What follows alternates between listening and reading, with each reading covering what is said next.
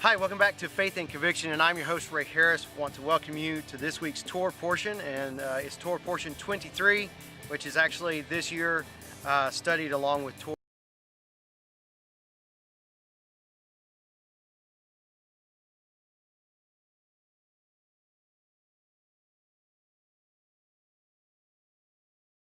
Which is actually very important and will take us a little bit of time. But let's look at our keyword.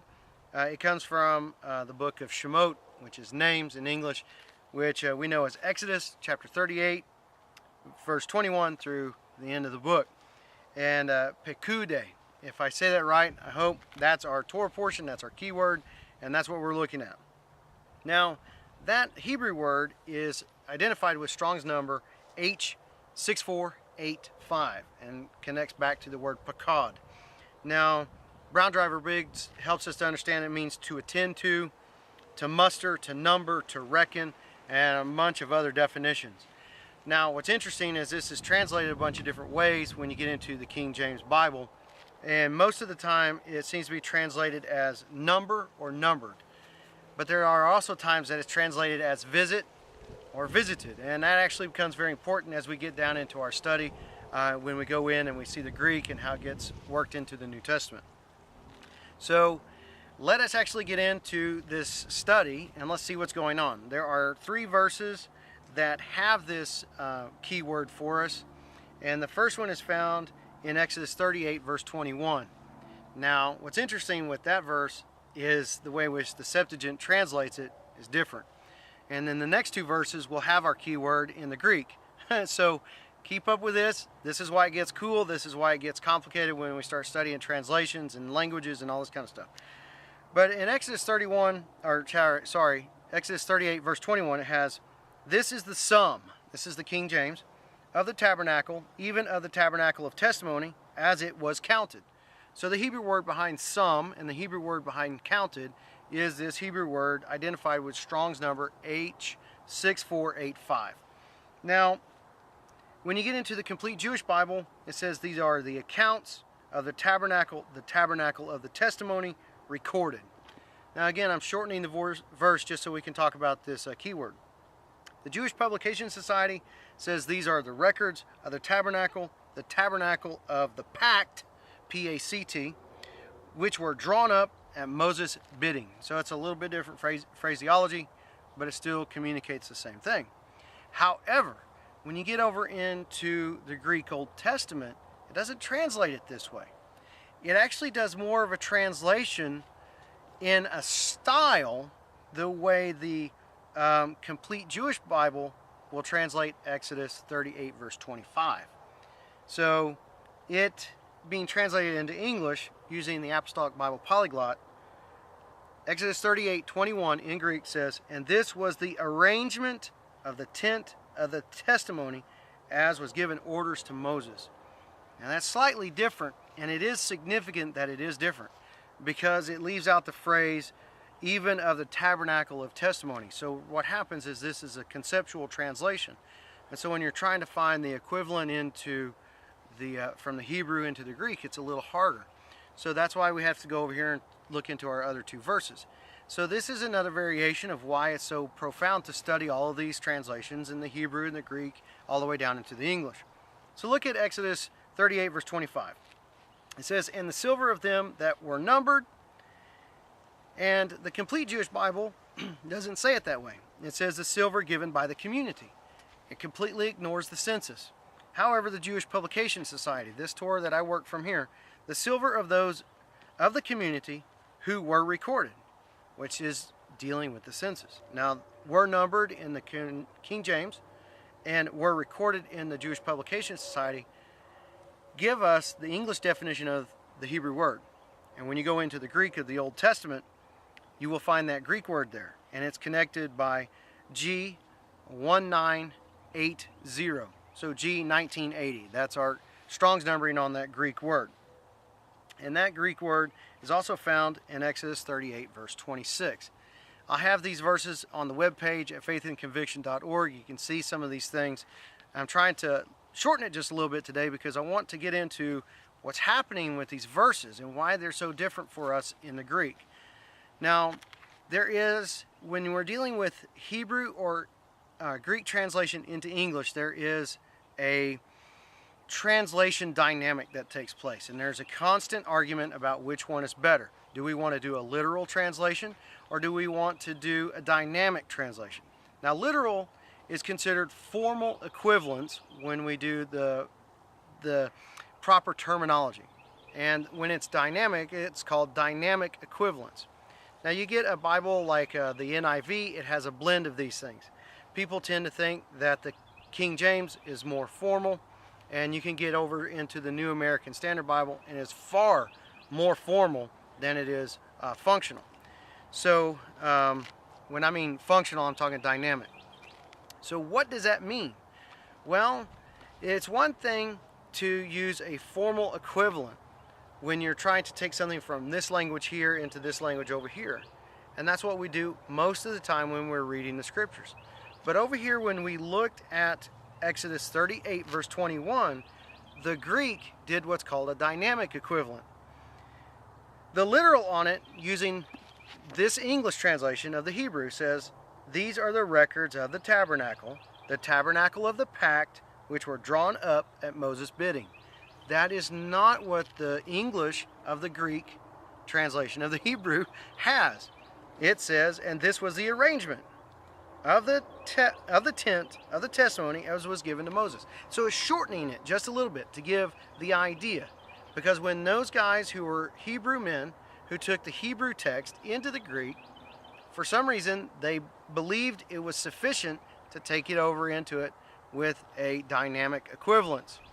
Now, this is actually kind of interesting because it gets into a whole bunch of translation issues, but I do want to say there's a proper place for formal and there's a proper place for dynamic. And one of the things that comes across with dynamic is when you're dealing with idiomatic expressions. There are times that another language, even though it would be taken very literal from Hebrew to Greek or Hebrew to English, you actually lose the meaning, and you need a dynamic translation to take a phraseology about living over into another language. So while the words may change, the thought is actually still there. These are actually valid criticisms and valid techniques for translating the Bible, and are part of the reason why people want to argue, well, the text means this or the text means that. I'm simply expressing some of the mechanisms that go into why it's translated.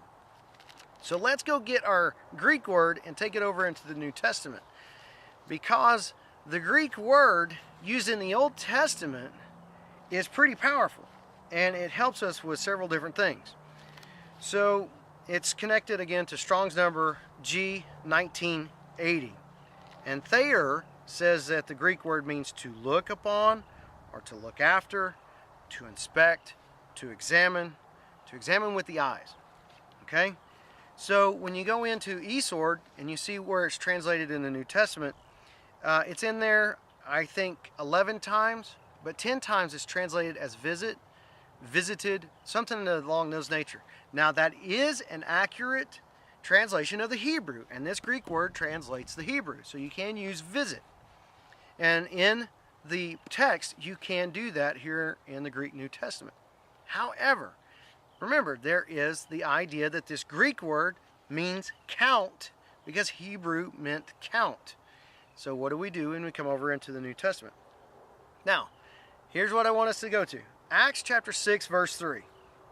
The King James has it, "Therefore," or "Wherefore, brethren, look ye out among you 7 men." So this is when the widows are having some difficulty and they're trying to select men to help resolve this conflict. They looked out. That is one of the translations for the Greek word G1980. I'm just going to use the Strong's number into the English in the King James. But what if we were to use the Greek definition for the Hebrew, which means count, numbered? That's what we were seeing back here when we looked at it in the Greek Old Testament. "Therefore, brethren, you count out from among you 7 men." Now see, what happens with that is it flavors it just a little bit. Were they looking out on the people to find 7 men? Yes. But the Greek word that was for look is actually a different word. Now what we're seeing here is the Hebrew that defines the Greek gives us the idea of count. How many men did they have to get? 7. So they had to count out 7. Now it gives us a little bit different flavor of Acts chapter 6, verse 3. Is it imperative that we see it this way? No. But it is helpful when we understand what influenced the Greek of the Old Testament. Now take a look at Acts 15 and verse 14. It has here in the King James, Simeon hath declared how good at the first God did visit the Gentiles to take out of them a people for his name.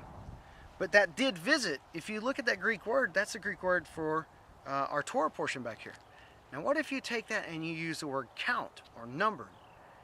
Simeon hath declared how God at the first did number or count the Gentiles to take out of them a people for his name. Now that is actually a very different concept, because we look at visit as a manifestation into a people. You go out and you visit this person, you visit that person, you make a communion with them. You're having dialogue. But a count, you can actually do it without ever going into them. And that is something that can be done. It's done within a census. So what does it mean to visit the people? Counted among them so he could take from them a people for his name. That's actually a very interesting possibility with this translation. Look down here at Acts 15 and verse 36. And some days after, Paul said to Barnabas, let us go again and visit. That's the King James. That word behind that word visit, the Greek, is a Greek that's used to translate for count or number. What if we were to take it and say, and some days after, Paul said to Barnabas, let us go again and count or number our brethren in every city where we have preached the word of the Lord, and see how they do. Now that's interesting, because visiting carries for us one idea. We go, we have dinner, we commune with one another, we encourage one another. But if it is meaning the word count, then they're actually getting an idea of how well they did in each of those cities. Let us go count those people and let's see how they do. Is it imperative that we see it one way or the other? No. But when we see the Hebrew and how it has a flavor where you can count or you can visit, and then the Greek word has in the Old Testament the idea of count or visit, but you come into the New Testament and it primarily has the idea of the word visit into the English, we're missing something. So this is helpful on 2 levels this time with this Torah portion. It shows us the idea of formal equivalence and dynamic equivalence, and even that sets back in the Greek Old Testament. But the other thing is I want us to really grasp from this. English does not define Greek, and Greek does not define Hebrew. It is the other way around. It goes Hebrew defines Greek, Greek defines English. So it's very interesting. And because we're using the Greek Old Testament, it helps us understand the ideas of the Greek New Testament. So I'll bring these out in some other ideas and some other presentations later, but this is a very powerful Torah portion with this keyword, and it shows us why certain things are so powerful and so delicate when we go into translating from the original languages into English, and the problems and the discussions and the word choices and all these things matter. So I hope it's been an encouragement. I hope it's been a blessing to you about why the Bible does what it does, going from Hebrew and Greek over into English. Until next time, continue to seek God, know Messiah, and find hope.